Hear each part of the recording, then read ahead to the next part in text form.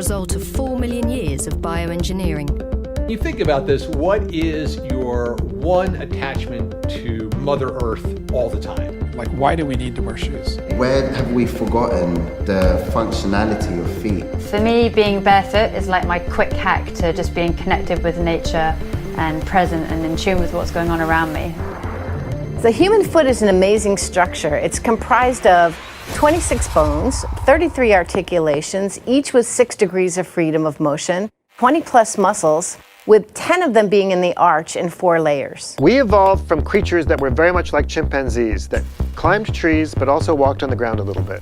First of all, our toes got shorter, our big toe got longer, our big toe evolved to lose its ability to be prehensile. We evolved a great big heel so we could land easily on our heel.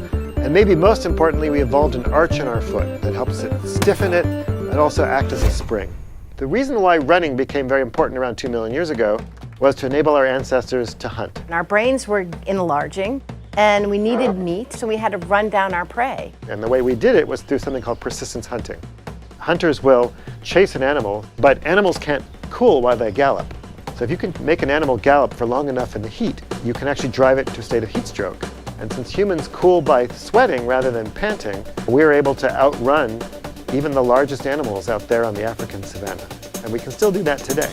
The foot is really very well designed by itself to withstand the loads of walking and running. It can move in many different ways. It allows it to be a rigid lever at times, it allows it to be a mobile adapter to uneven terrain at times, and to be spring-like and have spring-like characteristics. The truth is, for most of human existence, everyone was barefoot.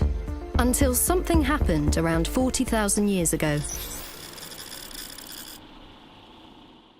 You know, the creation of shoes was for a very simple reason. It was to protect our feet against elements that would damage them. People started to wear footwear about 40,000 years ago. We can assume that it were skins wrapped around the feet and also sandals made out of organic material. Heels were first worn exclusively by men, mainly by horsemen. The heel kept their feet in the stirrups so they would not fall off their horse and they would be stable in their saddle. Through history, people have worn shoes that deform their feet, and we only have to think about the Chinese lotus shoe. These feet were put in a shoe that was 6 to 7 centimeters long. When you're 6, 7 years old, you can still break the arch of your foot. It's like a plastic structure and you can mold it in the shape you want. Now we don't have to go back that far. If we look now in the shopping windows, we see a lot of shoes that do the same thing, but in a less extreme way. So we took this really great purpose, protection, and then we turned it into something else. We turned it into fashion, we turned it into correction, we turned it into a lifestyle. Most modern shoes are rigid, pretty heavy, do not follow the shape of your own foot.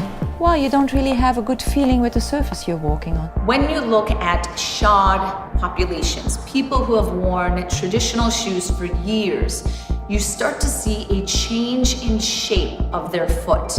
You see a rigidity and a restriction in the natural movement.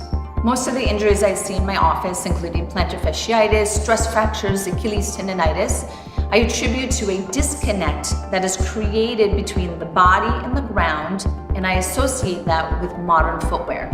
Experiments show that when you inhibit sensory information in the foot, people have problems maintaining stability and have problems maintaining balance. There's a reason, for example, that martial artists tend to go barefoot, right? They rely on that sensory information from their feet in order to maintain stability and balance in really demanding situations. Pointed toes and elevated heels have been popular for centuries. But around 50 years ago, a new type of shoe appeared that would revolutionize the footwear market.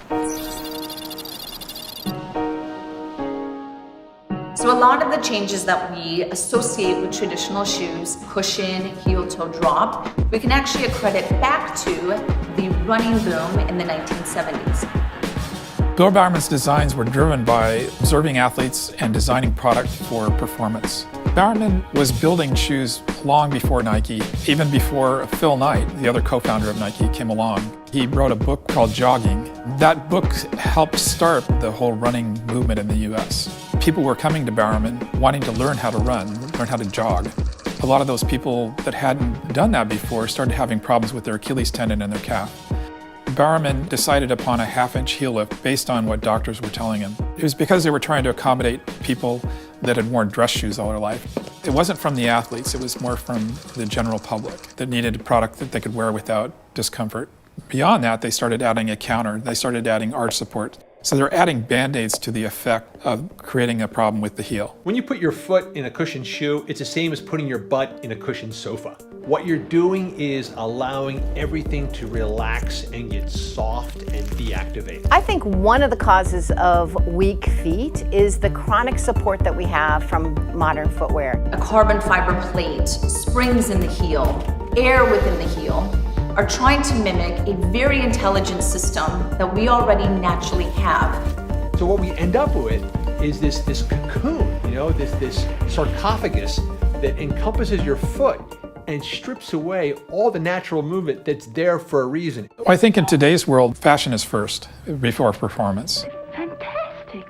Is it going to sell? Is it have that right look or appeal? The more established mainstream sports brands came at a time when it wasn't cool to wear sportswear. So they had to become storytellers and attach their shoes to icons in order to get people into the footwear. The advances in technology and all of that has simply interfered rather than helped the foot. So you're buying technology and shoes to correct for problems caused by the shoe itself. So do our feet need support? Or is it time we learn to let our feet support us?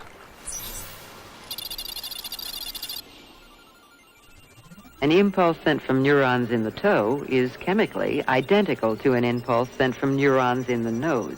Your feet are riddled with sensory neurons. This makes perfect sense because in an evolutionary environment, you want to know exactly what you're stepping on. Is it hot? Is it cold? Is it sharp? Is it detecting any kind of danger?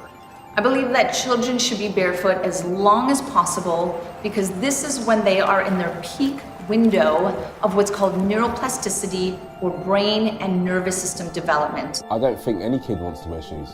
It's just kind of, they hate having to tie the laces, they hate having to put them on, they hate having to take them off. No. We're living longer, which is a good thing. But one of the big risks as we get older is falling. It's a very simple thing, but people aren't talking to the elderly about their feet. It's quite intuitive. Bring them closer to the ground and their balance improves. I definitely think that we would all benefit if we transitioned our footwear to more minimal footwear. And we just published a study showing that foot muscles in the arch get stronger when you simply walk in minimal shoes. Running barefoot is a skill just like swimming. You don't just jump into the pool and think, okay, I'm going to master swimming this afternoon and I'll be good to go. Then I'm going to swim the English Channel. You need time to build up strength, endurance, and technique. What I tell designers is that design product that follows the foot rather than product that foot has to follow. So if you can design shoes that do that, then you're golden. A minimal shoe is exactly what you should be wearing. It is the least amount of protection that will make you comfortable. If people can realize that they can just strip away all this unnecessary junk and that they will immediately feel the benefits of it, that hopefully is the best message for our future.